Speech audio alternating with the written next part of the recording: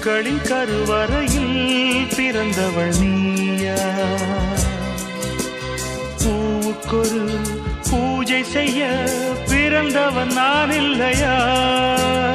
இதயத்தின் தாமரையில் இருப்பவன் நீயா?